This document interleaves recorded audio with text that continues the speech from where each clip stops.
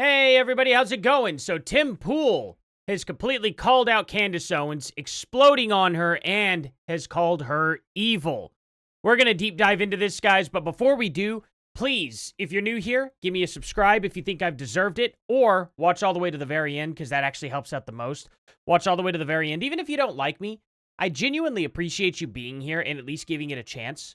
Just hear my arguments to the end. I promise I'm not going to make this video long, so that way you actually know what I'm arguing. Yeah, I find a lot of people that will say things like, oh, well, what about this, when I already answered it in the video.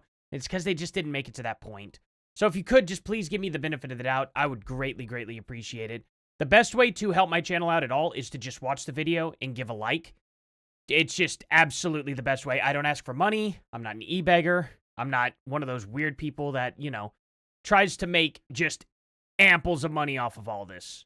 I'm a small YouTuber. I'm just trying to grow. Thank you all so much for understanding. Let's jump right into this. Candace Owens uses basic social engineering manipulation. Her post was vague, likely off for Thanksgiving. That's a fact. She absolutely was. Just off for Thanksgiving. Oh, the Macron's put an assassin out on me and stuff like that. They put a hit out on me. And I'll be back Monday. Yeah, I had to take off. Look at this. Developing story. Candace Owens pulled her show after claiming the White House acknowledged her hit warning. I'll just put it that way for YouTube purposes. But I'll be back after all the Thanksgiving stuffing runs out. It's unbelievable. It's unbelievable that Candace literally just always frames something in her favor as if some big event's going to happen. She's going to come back Monday and she's going to be like, I have got so much news for you guys. Now we're going to be blaming the Egyptian Mormons that are living in the ruins of Detroit because they are really what's going on. It's going to be something crazy. I mean, the amount of people she has blamed is next level. She's blamed the Mormons. She's blamed Egypt. She has blamed Israel. She has blamed Trump. She has blamed TPUSA. She's blamed the FBI. She's blamed ROTC. She's blamed UVU. She has blamed Calvary Church. She's blamed Justin Bieber and Britney Spears' handlers being involved in this. She has blamed, oh God, who else? There's 11 that I had right off the top of my head. There was actually 12, and I forgot one. But, yeah, I mean, geez, there's so many people. Who else can I blame? I think if I remember right, I actually did reply. Let me just go ahead and pull it up real quick, and then we'll get right into the video here. I did reply one of them just recently. It is, let's see. Here we go. Israel, Egypt, Ukraine, Mormons, Calvary Church, RTC, UVU, France. That's right. France is part of it, obviously. Yeah, anyway, France as well, okay? It is insane, and of course I should have mentioned France because I just mentioned them. But anyway, when I'm going through the whole list, it's really hard to remember them all off the top of my head. You really have to write every single accusation Candace has made down. It's completely ridiculous. So let's get into this video real quick of what everyone's freaking out about with Tim Pool. Or so, everybody knows that views right now in politics are in the gutter. Okay. Candace is doing very, very well, though. Right. And I think, you know, look, if you want to get my professional marketing assessment of this, you take a look at some of these prominent personalities, and I don't want to denigrate, so I'm not going to name them, but guys, I'm telling you this right now, go on YouTube, pull up whatever conservative personalities that you've heard of, and look at their view count, and you'll see they've dropped dramatically. You'll also see Candace is doing pretty dang well. The conversation behind the scenes, everyone knows why. It's exactly as you've described. If people always need the next level, we've talked about this in the past about how they call Trump Hitler. It starts with saying, you know, Trump is bad, then Trump is racist, then Trump is very racist, then he's the most racist, then he's almost as bad as Hitler, then he's as bad as Hitler, then he's worse than Hitler. Because if they write the same article, Trump is racist, nobody clicks it. So they got to give you it's the hit's got to get bigger.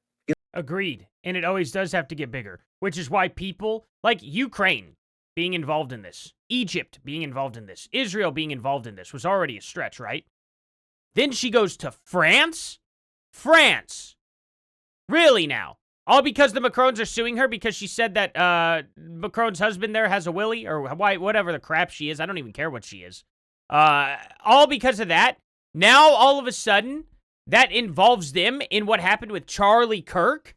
I mean, it's completely insane. Don't feel it anymore. Behind the scenes, everybody is pissed off because they're like, I wish I was as evil as some of these people where I can just lie to get the views. Exactly. That is exactly correct. Now watch this guy's real quick reaction because he just misinterprets it on purpose. And it's really pathetic. Oh, really? So Tim Pool's position here is that people are secretly behind the scenes. Some of the largest conservative content creators are behind the scenes. I don't know why you would say secretly, because it wasn't a secret. They're just behind the scenes talking to each other, but okay. Talking about Candace Owens. If it was a secret, he wouldn't have said it. Because everybody sees the amount of views that Candace Owens has been getting since the Charlie Kirk incident has happened. Tim Pool's theory here, or his hypothesis here. It's not a theory, because here's a fact, guy. You got to understand, Candace first has to back her claims. Okay? She has to first back her claims. This isn't a theory. This is fact, buddy. Is that the reason for this is because Candace is evil, and everybody knows, and they're secretly behind the scenes talking about Candace. No. See, you're misinterpreting it already. He was talking about literally how she's lying. Not because she's just evil. It's evil that she's lying. Here's a fact, guy. She has implicated so many people that, statistically speaking, somebody in her implications is definitely at least innocent. Wouldn't you agree, at least? If all these conspiracies were coming down to take Charlie Kirk down, do you really believe that every single party she has listed would have to be involved? From France to Israel to Egypt to Ukraine to the United States president to the FBI to all the way down to Justin Bieber's handlers to the Mormon church? Like, I mean, come on. Like, how many people do we have to get involved here in order for this to all work out? ROTC kids? ROTC kids are involved. Really? It's just unbelievable, dude. You have fallen for these lies. She has never backed a single claim on any of this. And yet, here we are. For some reason, you're just like, oh, well, it's just because she's evil. No, she's just spitting facts. Well, what facts has she spat? Genuinely curious, because she has yet to show one. Yet to show one fact.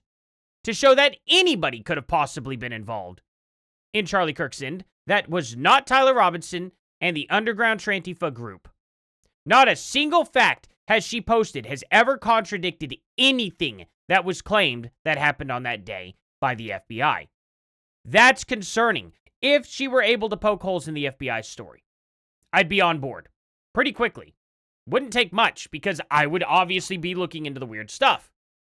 But Candace hasn't been able to do that, and there's a reason why. It's probably because she's full of crap. Now, she's also calling for this. They have been signaling that a 9/11 style attack is coming the second week of December. Save this tweet. It'll age well. Let's see how important Candace finds it to be.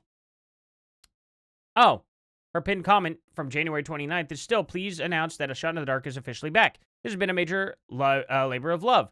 We're also officially launching the Candace Owens Book Club, which will meet twice monthly. God knows you can't get in between your sales, Candace. 9/11 can wait. Even 9/11, guys, can wait for her book club. It's pretty unbelievable, isn't it? Oh, yeah, and then she was gifted a Purple Heart. I would never accept somebody's Purple Heart. To me, that's stolen valor. But I bet Candace really feels like she's posting that Purple Heart. See, I'm here taking bullets in the line of fire from the left and the right and the whatever. Actually, she's been defending the left, so I shouldn't have said that. But, you know, from the Trump administration and the Emmanuel Macrons, she's been shooting her wee-wee at me. And so I've been having to dodge that or something like that. I don't know. Wee-wee. Anyway, I did that on purpose for the France joke, but I don't think that translated very well. I'll let you guys decide. Anyway, and then she goes, Pastor Challenge. Tomorrow is Sunday. I challenge you to get through an entire sermon without mentioning me or Tucker Carlson. Well, I would challenge you to do one single live video without mentioning them or anything to do with Charlie Kirk and how all these conspiracies happened to take out Charlie Kirk. Oh, you can't do that? So then you're saying that these guys have to shut up while you talk crap about them. Oh, that's nice. That's really nice. You could just defame the crap out of them and you're telling them to shut up about it. That's pretty evil, I would say. So she responds to Tim by saying, what are you whining about today, Tim? Well, he says it right here. But okay. Let us know how me replying to someone else on X has affected you so I can make it better. What is she talking about? Like, he's just, like, talking about how, like, she's just likely off for Thanksgiving. She can claim plausible deniability when challenged, but posts like this go viral based on the framing she uses. Like, it's unbelievable. Completely unbelievable. She hasn't disavowed this at all. And she's sitting there trying to now be like, oh, well, because I was paying, because I'm just so famous, Tim, and I was paying attention to other people. You must be mad at me now. Isn't that wild? That's what she took from this. She didn't take the fact that it's like, hey, this is going around. This is viral.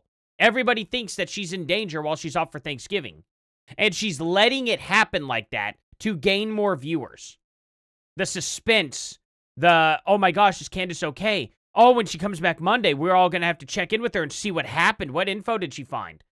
She's doing that on purpose, guys. It's a great way to keep suspense up. Then the quartering, of course, posts, only Candace Owens will turn taking Thanksgiving off into total nonsense. Oh, by the way, it's now been 10 weeks of shows, nonstop, in which she has made roughly 50 accusations and 0 outside of a single leaked text conversation that has turned out to be correct. She's due.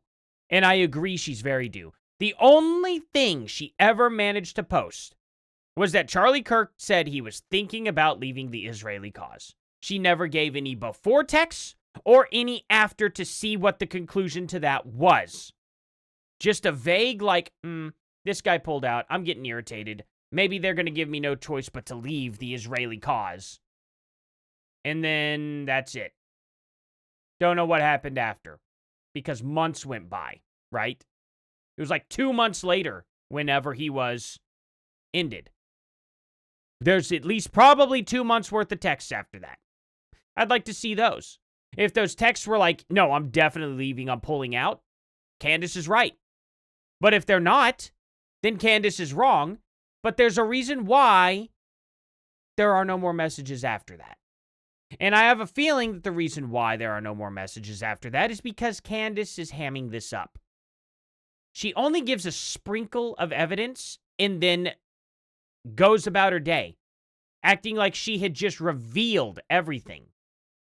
And it's really, really pathetic. I have given Candace Owens the benefit of the doubt so many times.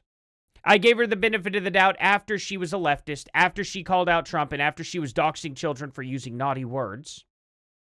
And yet, for what reason? For her to keep acting the exact same way. Every time she got called out, she would just deny, deny, deny. She pretended like she had summoned Kanye West with Charlie Kirk. Turned out she had met Kanye West 6 months before that tweet ever made her viral. So she lied about that. Dave Rubin introduced her. We have the live stream. I showed that here, where he literally was like, hey, I'm in contact with Kanye West. Want to meet him? Yeah, sure. Let's do that. Okay, awesome. 6 months later, he tweets about her. What a coincidence. It's crazy. All the lies that she's been caught in over the years. Everything that she has been busted lying about.